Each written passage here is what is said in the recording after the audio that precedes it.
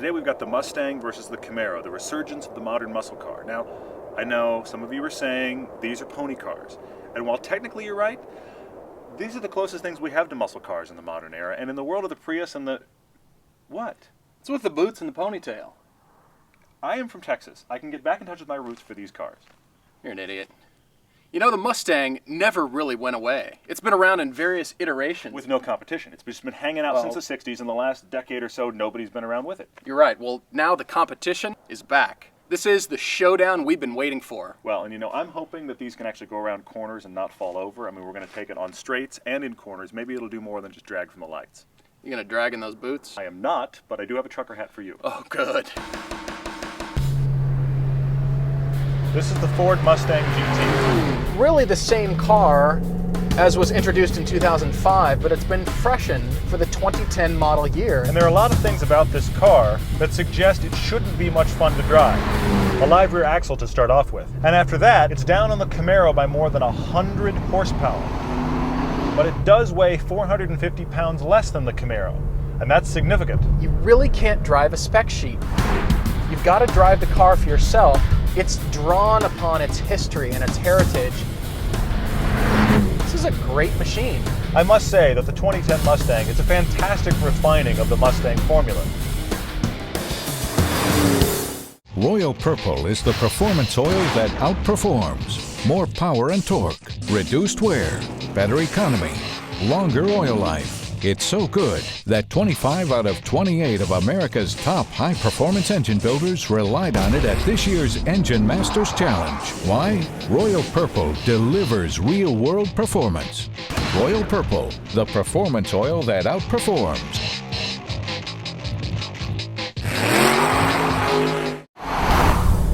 You're probably either a Chevy person or a Ford person. And if you're a Ford person, it doesn't matter what I say. I'm a Ford guy. This is the car everybody relates to. Everybody knows the Mustang. A lot of people used to have Mustangs. There's more nostalgia attached to this car than there is the Camaro. The Mustang's like that pretty girl you live next to and forgot about because that girl from Brazil just moved in. The Camaro's the girl from Brazil. Well, okay, Alabama, but still. The Mustang has been around a long time, but I think in this iteration, this is the best looking car yet. My biggest complaint, it's got an underbite. It's like Benjamin Buford Blue on Forrest Gump. Everything else about it, though, is really sophisticated. I'm just not compelled by the styling of the Mustang. And this revised version looked like they took the last version and just inflated it. This car is the tailored gentleman to the Camaro's high school hot rodder. All of the press materials made a big deal of the fact that the taillights blink sequentially. On a sports car or a muscle car, no one should be talking about the taillights. I think that's a cool feature.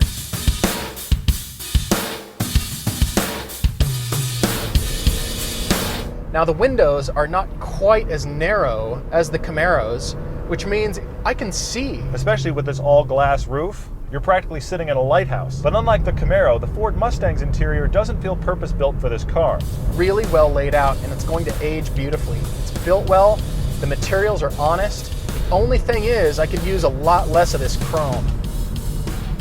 Now, because the greenhouse in the Mustang is a little bit bigger, it feels like the interior has more space. The back seats are really just there for your insurance guy. Nobody's actually going to want to use them, at least no one with legs. The driver's seat's terrible. It actually feels like a leather-covered park bench. This car feels like it's more usable.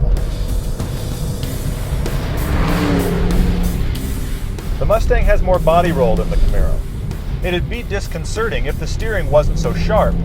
But I've got more information in the Mustang, and it's not bad through the corner, it just feels a little high on its suspension. What you're fighting against that live rear axle is basically an I-beam between the two wheels, and you've got to pray that there's no mid-corner bumps. Ford has accomplished the impossible. They've used a live rear axle, but the handling is better than the Camaro's. Crisp, precise turn-in with a lot of body roll and a back that'll slide out from underneath you. It almost feels like you've got the front from one car and the rear from another.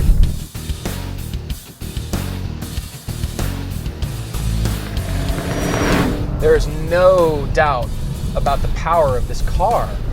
Before we all went crazy into the worldwide horsepower wars, 315 horsepower was a lot.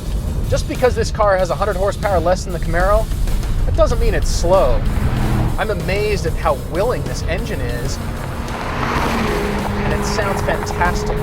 Now, Ford has the 5-liter Mustang coming out soon, and it is going to get us over 400 horsepower. We're looking forward to that, but it still doesn't get past the problems that keep it from being as exciting.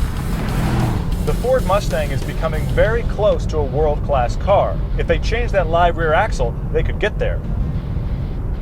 I'm really impressed at the overall engine power, the combination of the brakes, the steering, the handling. Even though having independent rear suspension sounds like the better way to go, I'm impressed at what Ford's done. It's a vast improvement over the prior version, and a genuinely fun car to drive.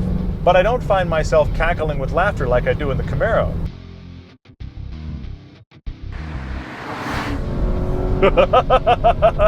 It just turns me into a child. The car negates everything that Prius drivers worldwide are trying to do. Honestly, if you're buying a muscle car, what are you doing? You're buying rolling attitude.